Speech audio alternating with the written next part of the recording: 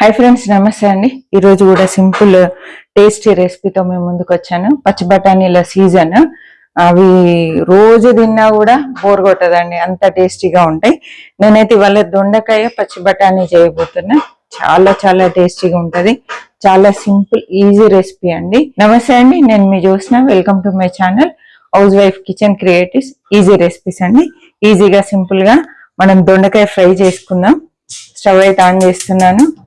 నేనైతే ఒక పావు కేజీ దొండకాయలే చేస్తున్నా అండి. కొన్ని బఠానీలు, ఇదిగోండి పచ్చి బఠానీ చూడండి, ఒక గుప్పడని పచ్చి బఠానీలు. మంచిగా ఈ సీజన్ లో బఠానీలు బాగా దొరుకుతాయి కాబట్టి మనము ఎక్కువ తెచ్చుకొని ఒలిసి కొంచెం వేడినీళ్ళలో వేసి తీసి ఆరబెట్టుకొని ఒక బాక్స్ లో వేసి ఫ్రీజర్ లో పెడితే సంవత్సరం పొడవునా మనము ఆ బఠానీలు వాడుకోవచ్చు. ఆయిల్ వేస్తున్నాను.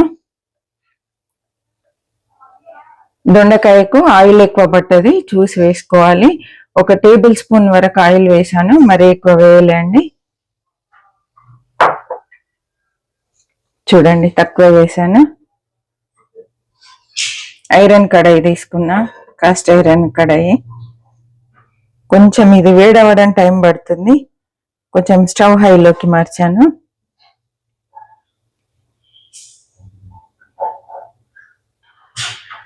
ఆయిల్ వేడైందండి. కొన్ని ఆవాలు, కొంచెం జీలకర్ర, కొంచెం మినపప్పు వేస్తున్నాను.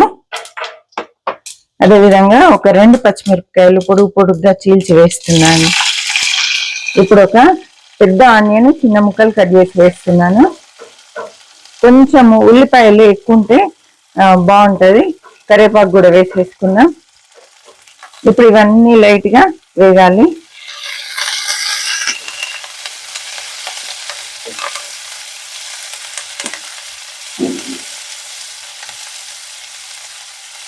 ఈ మిరపకాయలు అయితే భలే ఉంటాయి. సాంబార్లోకి కర్రీ సూపర్ ఉంటుందండి.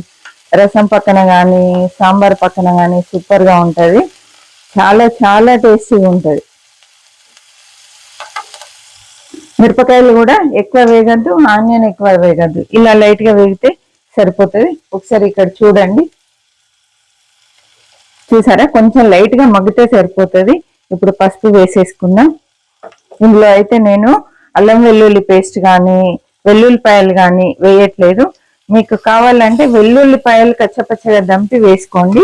నేనైతే ఈరోజు వేయట్లేదు.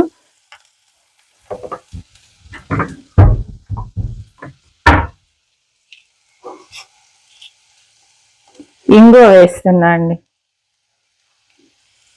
కాస్త ఇంగువ వేసేసి ఒకసారి అంతా కలిపేసుకోవాలి. స్టవ్ కూడా తగ్గిస్తున్నాను. వేరంది కాబట్టి చాలా వేడి ఉంటుంది. కర్రీ కూడా త్వరగా అయిపోతుంది. ఫ్రై కర్రీస్ ముఖ్యంగా ఇందులో చేస్తే సూపర్ టేస్టీగా ఉంటాయండి. దొండకాయలు వేసేస్తున్నా. బఠానీలు కూడా వేసేసుకున్నా. మీడియం ఫ్లేమ్లో పెట్టి ఫ్రై చేసుకోవాలండి.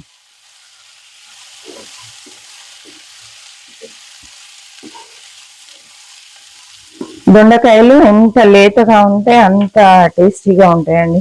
లేత దొండకాయలతో చేసుకోండి, సూపర్ గా ఉంటది. ఫ్రెష్గా ఉండాలి దొండకాయలు కూడా.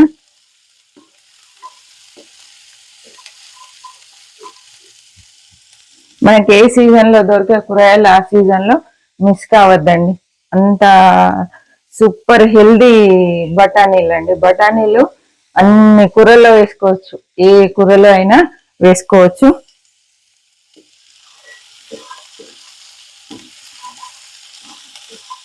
ఇప్పుడు వేడెక్కువైందని చెప్పి నేను స్టవ్ కాస్త తగ్గించాను కదా, కొంచెం మీడియం ఫ్లేమ్ లోకి పెంచుతున్నానండి.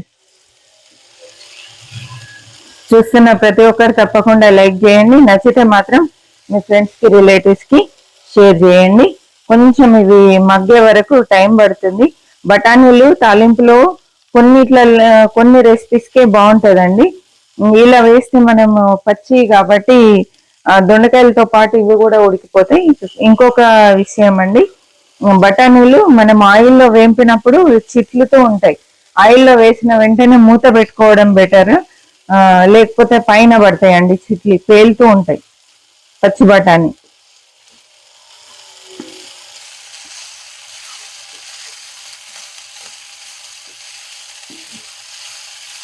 ఉప్పులు కారాలు మాత్రం ముందు వేయొద్దండి, కొంచెము దొండకాయలు వేగిన తర్వాతనే వేయాలి. మరీ బ్రౌన్ గా మాడే వరకు దొండకాయలు వేపుకుంటే ఇందులో ఏం పోషకాలు ఉన్నాయని పోతాయి. చక్కగా లైట్ గా వేగితే సరిపోతుంది. నేనైతే ఎక్కువ మాడగొట్టే రెసిపీస్ చేయను, అంటే డీప్ ఫ్రై అయ్యేంత వరకు అయితే చేయను. ఆంటీ ఫ్రై అన్నారు, గ్రీన్ గ్రీన్ గా ఉంది అని అనుకోకండి, కొంచెం గ్రీన్ గానే ఉంటది మన కర్రీ.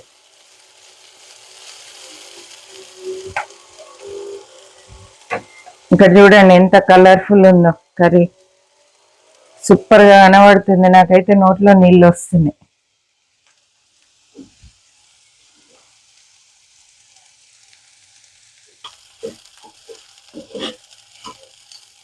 దొండకాయలు చక్కగా ఫ్రై అయినాయి, ఉడికిపోయినాయండి. ఇక్కడ చూడండి ఉడికినాయి,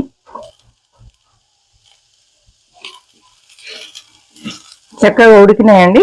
మనం ముందుగా ఉల్లిపాయలు ఎక్కువసేపు ఫ్రై చేసామనుకోండి, కర్రీ అయ్యేలోపు మాడిపోతాయి ఉల్లిపాయలు. ఇక్కడ చూడండి మనం ముందు లైట్ గా ఫ్రై చేసుకొని దొండకాయలు వేసాం, దొండకాయలతో పాటు ఉల్లిపాయ కూడా వేగిపోయింది.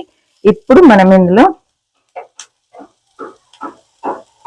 రుచికి సరిపడా ఉప్పు కొంచెం తక్కువ తింటాం, అందుకే చాలా తక్కువ వేసాను నేను. మీరు తినేదాన్ని బట్టి వేసుకోండి. దీనికైతే ఒక 1/2 టీ స్పూన్ వరకు ఉప్పు పడుతుంది నార్మల్ గా తినే వాళ్ళకి.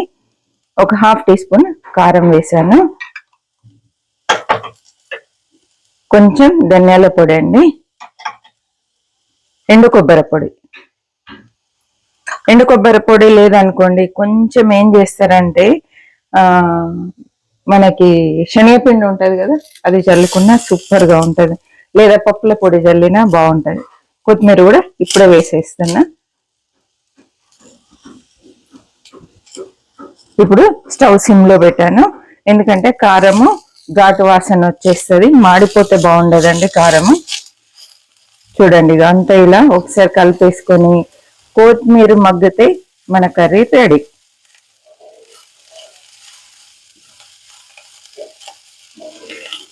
అసలు వేడి వేడి అన్నంలో వేడిగా తింటే ఎంత బాగుంటది తెలుసా అండి, ఇది భలే ఉంటది. చూసారా కొత్తిమీర మగ్గిపోయింది, నేను స్టవ్ ఆఫ్ చేస్తున్నాను. ఇంతే అండి, సింపుల్ గా మనం ఈజీగా దొండకాయ బఠానీ కర్రీ చేసుకున్నాం. మీకు ఎలా అనిపించింది ఏంటి అనేది తప్పకుండా కామెంట్ చేయండి. ఒకసారి అయితే ట్రై చేసి చూడండి, చాలా టేస్టీగా ఉంటది. చపాతీలో, రైస్ లోకి, ముఖ్యంగా బ్రేక్ఫాస్ట్ లో, మనము దోశలోకి కూడా ఈ కర్రీ తినొచ్చండి, అంత సూపర్ గా ఉంటది.